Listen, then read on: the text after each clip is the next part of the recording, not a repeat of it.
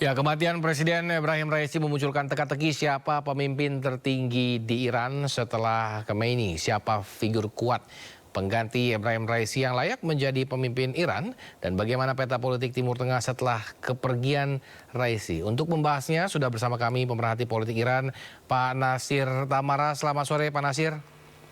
Selamat sore, Mas Purba. Apa kabar? Kabar baik, Pak. Pak, ini melihat tragedi yang terjadi kepada Presiden Iran, apakah menurut Bapak ada kejanggalan dalam kecelakaan helikopter yang merenggut nyawa Ibrahim Raisi tersebut? Karena banyak spekulasi beredar di dunia maya terkait bahwa ini memang disabotase lah, padahal bisa kita lihat ketika evakuasi memang cuaca cukup berkabut dan hujan. Seperti apa Pak Nasir melihatnya? Kalau pemerintah kan tidak mengatakan bahwa ada terjadi sabotase. Ya. Kemudian surat kabar utama di Teheran dan di seluruh Iran menulis bahwa yang terjadi kemungkinan besar adalah masalah teknis. Yang kita tahu faktanya, helikopter itu adalah buatan Amerika Serikat. Bell namanya. Tapi helikopter yang sudah tua, 30 tahun. Ya. Dan hal ini kita juga tahu bahwa Iran masih tetap bermusuhan dengan Amerika Serikat, masih dilakukan embargo, sehingga Iran tidak bisa membeli pesawat terbang atau helikopter, bahkan suku cadang dari Amerika Serikat. Jadi kalau terjadi apa-apa, mereka membeli suku cadang dari black market. Ya. Dan kemudian karena dilarang ke Amerika Serikat, maka keterampilan untuk mengurusi pesawat-pesawat udara, helikopter buatan Amerika itu tentunya berkurang. Memang ada spekulasi di sana-sini, tetapi tidak bisa dikonfirmasi bahwa kemungkinan terjadi sabotase itu ada katanya. Tapi tidak membuktikan itu.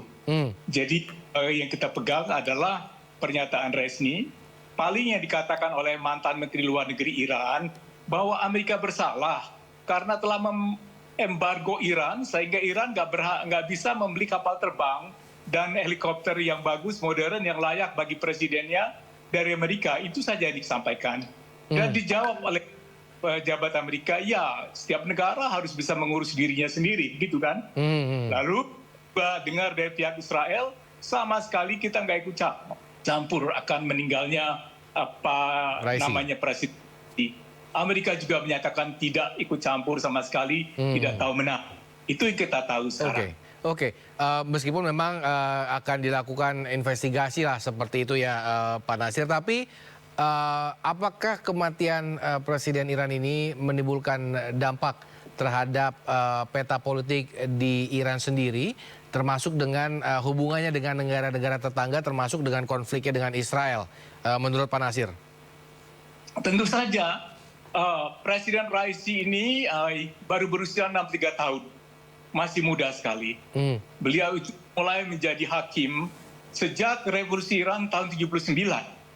Jadi waktu muda sekali beliau sudah ikut revolusi bersama pemimpin tertinggi Ayatollah Khamenei yang sudah berusia 85 tahun.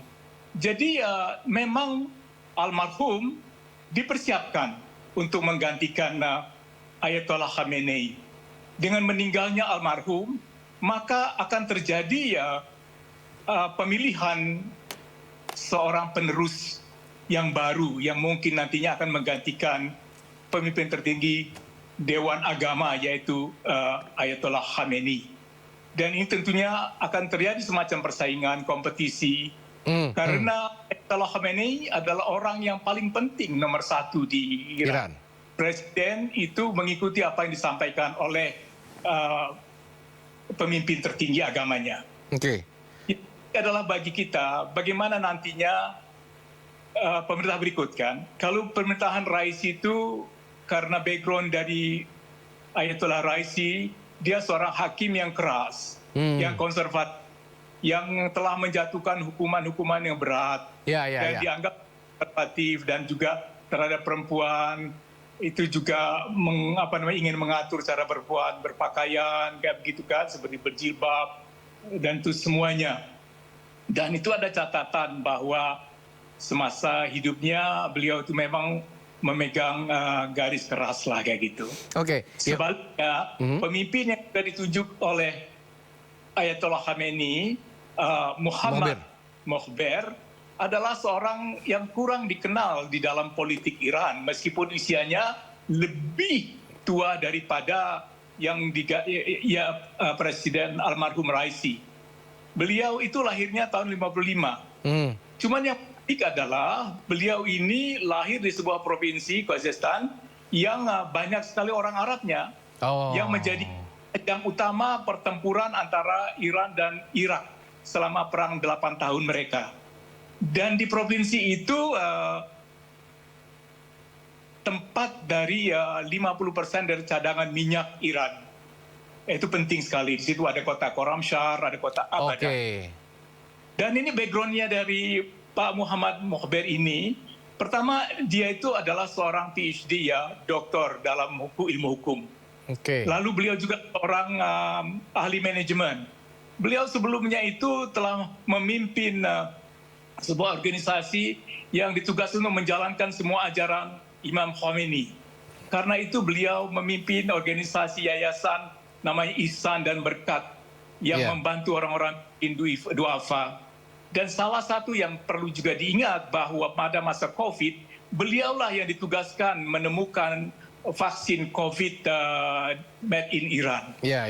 Jadi, kalau kita lihat background-nya beliau ini seorang akademis dan seorang bisnis, ahli manajemen, ya sudah berpengalaman, dan kemudian juga tidak banyak musuh politik kalau kita lihat ya, kalau lihat lalu itu, maka kemungkinan besar ya beliau ini kalau beliau di dalam 50 hari yang akan datang kan ada pemilihan presiden baru kan, dan itu nanti kita akan melihat apakah Dr. Muhammad Mokhber ini akan diteruskan menjadi presiden tetap ataukah dia diganti. Tetapi Iran ini kan nggak ada orang yang datang dan pergi begitu saja. Semuanya dipersiapkan secara matang. Rasanya kemungkinan besar sekali, kecuali kalau ada suatu hal yang luar biasa, Bapak Muhammad Mokhber ini disiapkan untuk menjadi presiden. Karena itu beliau diangkat sebagai wakil presiden nomor 1 yang paling senior. Tapi Pak Nasir, terkait dengan memang kita tahu Ebrahim ini kan sangat konservatif begitu. Tapi tadi dengan penjelasan Pak Nasir, Mokhber ini kan mungkin agak lebih modern seperti itu. Memang kita tahu di sosial media banyak juga rakyat Iran yang memang membuat hari helikopter sedunia karena kepergian Presiden Iran. Nah, ini agak kontradiktif sebenarnya. Bagaimana sebenarnya apa yang nanti kira-kira akan diambil oleh Khamenei sendiri? Apakah memang yang sangat konservatif seperti Ebrahim Raisi, atau memang akan menaikkan Mokhber karena dia sebagai orang yang penting di organisasi EIKO sendiri? Kalau kita lihat ya pernyataan dari Ayatollah Khamenei, itu sesudah perang seminggu, perang udara antara Iran dan Israel, itu pernyataan-pernyataannya itu moderat loh. Ya kan tidak seperti yang disampaikan tadi di TV Anda tentang almarhum Raisi kan, yang saya tidak melihat ada pernyataan-pernyataan dari yang keras seperti itu dari beliau. Dan juga wakil presiden yang menjadi presiden ini pun tidak ada pernyataan-pernyataan yang keras yang bisa menyakiti gitu ya dari pihak yang bermusuhan gitu ya. Dan mungkin ini akan jadi pertimbangan-pertimbangan seperti kata Bung Purba, moderasi gitu ya. Kemungkinan ini kalau itu terjadi ya memang dunia harus mendukung ini karena dunia ini lagi kesulitan dengan harga minyak yang naik, dengan ada perang. Dan kemudian juga Presiden Mokhber ini tentunya tidak mudah ya, karena dia pertama harus menjaga supaya tidak terjadi instabilitas. Raisi kan, yang dikenal mempunyai akar yang kuat gitu. Lalu kemudian bagaimana timnya kan, bagaimana Menteri Luar Negerinya, bagaimana Menteri Pertahanannya, bagaimana Kepala Staf Angkatan Perangnya, dan banyak sekali pertanyaan. Tapi saya yakin Karena Iran ini sudah revolusi, sudah hampir 50 tahun ya. Ya. Tadinya sebuah kerajaan besar menjadi sebuah republik, ya Islam Iran yang menurut mereka itu lebih demokratis daripada kerajaan. Mereka setelah membuktikan diri, mereka sudah kehilangan 2 presiden. Yang pertama ini adalah Ayatollah Beheshti, presiden sesudah Badi Sadr, yang meninggal di dalam sebuah ledakan besar di gedung tempat kerjanya itu pada awal revolusi tahun 80-an. Dan ini yang kedua adalah Bapak Raisi. Dan mereka sudah bisa mengatasi masalah-masalah yang sangat berat seperti ini. Dan tentunya kita berduka dan kita berharap juga di bawah pemerintahan berikutnya ini akan terjadi lebih banyak dialog dengan Israel dan negara-negara Arab dan negara-negara Teluk yang juga berbatasan langsung dengan Iran. Kita lihat secara logis ya. Iran itu kan berbatasan laut dengan Saudi. Di sebelahnya itu kan ada Kuwait. Kemudian United Arab Emirates di situ semua, Oman di situ, Selat Hormuz ya kan, di mana semua yang produksi minyak terbesar dari Laut Tengah itu lewat ke sana tuh sebelum diekspor ke seluruh dunia. Baik. Jadi benar bahwa kita berharap banyak moderasi akan muncul dari pemerintahan baru di Iran ini. Baik, terakhir Pak Nasir untuk sore hari ini berarti memang kurang lebih tidak ada faksi yang akan menggoyahkan, kemungkinan besar ya, menggoyahkan Mohamed Mokhber untuk menjabat menjadi presiden terpilih nanti kira-kira. Begitu Pak Nasir? Saya rasa tidak, karena untuk menjabat kedudukan seperti itu pasti sudah dipertimbangkan dengan sangat matang oleh Ayatollah Khamenei, yang bukan juga orang Ayatollah besar, pemimpin Dewan Ulama, tetapi beliau juga ikut perang melawan Irak dan ikut revolusi dan juga telah bertugas menjadi Presiden Republik Islam Iran selama 2 periode juga. Baik. Jadi ya kita lihat bahwa ada kesinambungan antara yang menjalankan revolusi dan mereka yang meneruskannya. Baik, terima kasih Pak Nasir Tamara telah bergabung bersama kami sore hari ini. Kita tunggu perkembangan di Timur Tengah, terlebih di Iran 50 hari ke depan. Selamat sore Pak Nasir. Selamat sore, terima kasih Pak Purba.